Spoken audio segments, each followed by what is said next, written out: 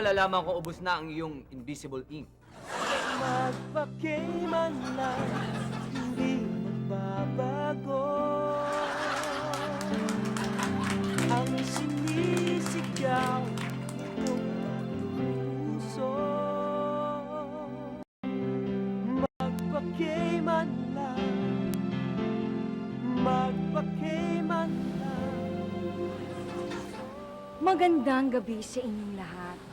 Narito na naman po ang inyong Tita Bel sa may tabing dagat upang bahagian kayo ng mga kwentong nagbibigay inspirasyon sa ating walang kakwenta-kwentang buhay.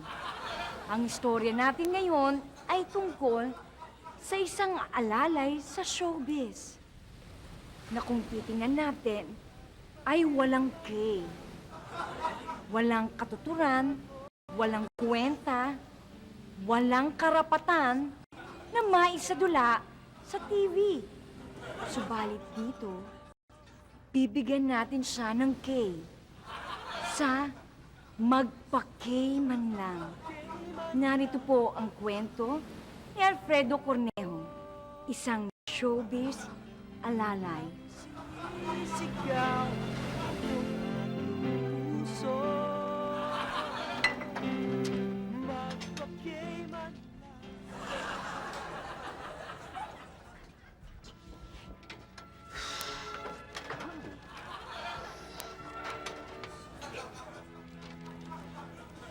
Mahal, wala pa pa. Diretso na nga yan. Bukas. Ano ka ba naman? Hey, sir! Late ka na naman! Hindi ka makapag-start dahil wala ka! Direk, pasensya na kayo kasi ang bagal itong alalay ko eh. Nakita mo na, nagalit na si Direk dahil sa kabagalan mo. Ako, pasensya na po, ma'am. Hindi na po talaga mauulit, promise.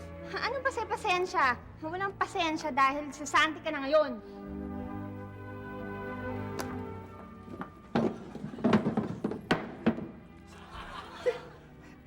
Ate po. Ma'am, parang awa niyo na po, ma'am. Kaya nga po ako narito. Dahil fans na fans ko na eh. Kahit nga po, wala na pong bayad, huwag niyo na akong palisin, ma'am. Parang awa niyo na. Magaling palang umarte ang alalay mong batin. Maaari ko siyang gamitin sa isang eksena. Ngayon, pwede kang maging artista. Ano nakita mo dyan sa bading na yan? Ano nakita? Hindi mo nakikitang napakagaling. Eh, bakit ito? Paano palalabasin sa ano yan, sa screen? Huwag kang makinig sa kanila. I'm going to make you a star. Naku, talaga po, Direk. Talaga. Ay, thank you po. Hindi po ako mapaniwala. Artista na po ako. Thank you po. Direk, ano?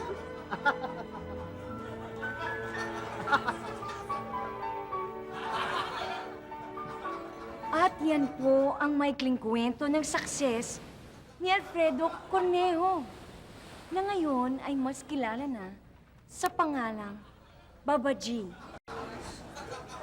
At ngayon, pwede na nating tawagin si Baba G. Ah,